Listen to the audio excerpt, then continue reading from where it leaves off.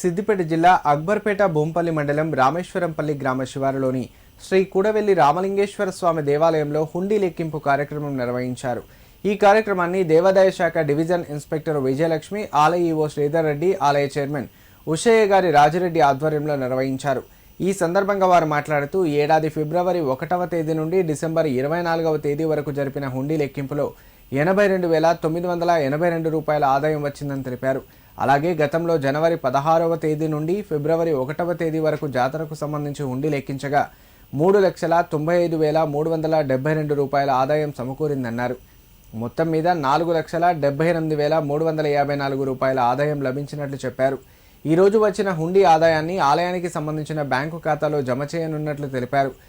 త్వరలో ప్రారంభం కానున్న జాతరకు భక్తులు అధిక సంఖ్యలో హాజరై జాతర ఉత్సవాలను విజయవంతం చేయాలని ఆలయ అధికారులు కోరారు. ఈ కార్యక్రమంలో ఆలయ కమిటీ డైరెక్టర్లు, దేవాదాయ శాఖ అధికారులు, అర్చకులు, గ్రామస్తులు, భక్తులు పాల్గొన్నారు.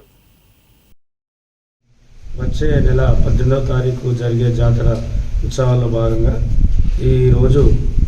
ఈ సంవత్సరం ఫిబ్రవరి నెల తర్వాత నుండి ఈ డేట్ వరకు ఉండి విప్పగా ఈరోజు 82,982 రూపాయలుగా వచ్చినవి.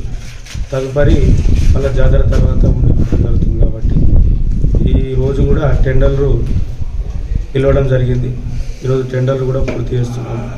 జాతరకు ఎవరైతే టెండర్లో వాళ్ళు పాల్గొని ఈ యొక్క జాతరను విజయవంతం చేసి స్వామివారికి కాగలరు.